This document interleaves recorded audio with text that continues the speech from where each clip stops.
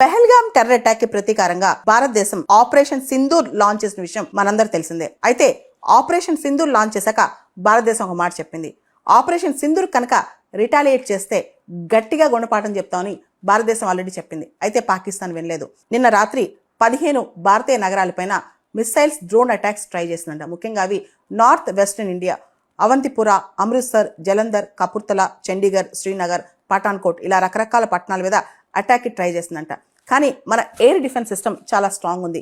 అవన్నీ మనం చాలా స్ట్రాంగ్గా తిప్పికొట్టాం అనమాట. మిసైల్స్ని, డ్రోన్స్ని అన్నిటిని తిప్పికొట్టేసాం. మనకి integrated counter unmanned aerial systems grid ఉందన్నమాట. అది చాలా స్ట్రాంగ్గా పనిచేసింది. మనకు తెలుసు, మన ఎయిర్ డిఫెన్స్ సిస్టమ్ అనేది S-400 అనేది చాలా స్ట్రాంగ్ ఎయిర్ డిఫెన్స్ సిస్టమ్ అనమాట. భారతదేశంలో మనం దాన్ని సుదర్శన చక్రతో పోలుస్తాం. ఎలా వచ్చినా సరే, ఏ అటాక్ వచ్చినా సరే మనం తిప్పి కొట్టగలం అనమాట. అందుకే దాని పేరు సుదర్శన చక్ర అని పెట్టాం అనమాట.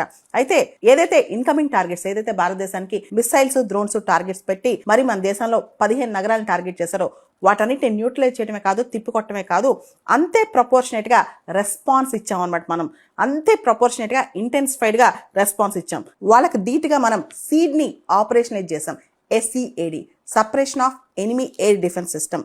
దాన్నే డెడ్ అని కూడా అంటాం. Destruction of enemy air defence system అనమాట. అంటే వాళ్ళు చేసిన వాటికి తిప్పి వాళ్ళకే కొట్టేసాం అనమాట.